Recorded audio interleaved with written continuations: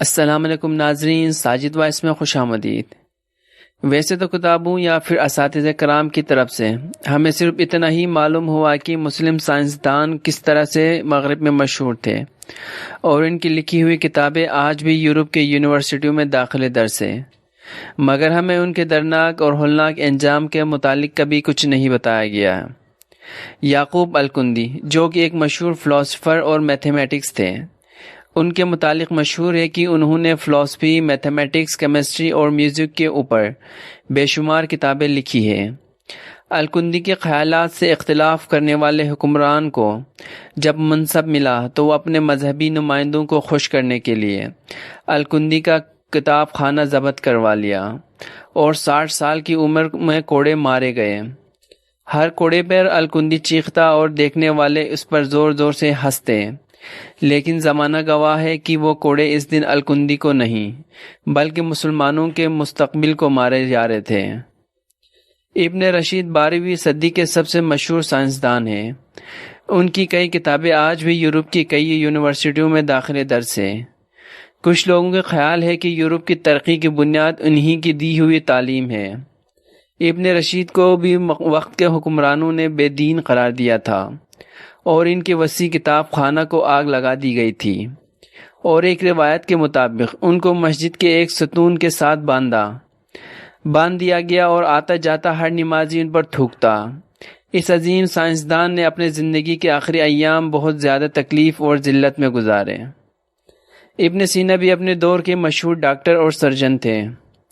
طب پر لکھی آپ کی کتاب القانون فی الطب تقریباً 600 سالوں تک یورپ کی یونیورسٹیوں میں پڑھائی گئی۔ ابن سینا نے یہ کتاب چھپ کر لکھی تھی۔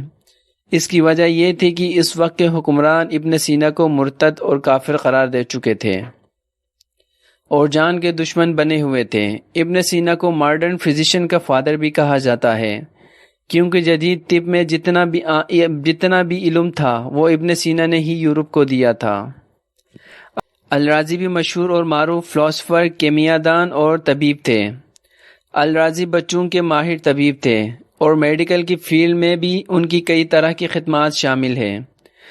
ان کو بھی اس وقت کے حکمرانوں نے ذاتی اختلافات کی وجہ سے کافر قرار دیا اور ان کو گرفتار کر کے یہ سزا سنائی کہ ان کی لکھی ہوئی کتابیں تب تک ان کے سر پر مار دی جائے تب تک کتاب یا اس کا سر نہ پھٹ جائے۔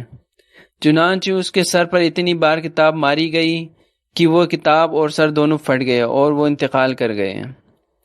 جابر بن حیان بھی مسلمانوں کو مشہور فلاسفر اور کیمیاء دان گزرے ہیں۔ جابر بن حیان کو فادر آف کیمسٹری بھی کہا جاتا ہے۔ یہی وجہ تھا کہ جابر بن حیان لوگوں میں کافی مشہور تھے۔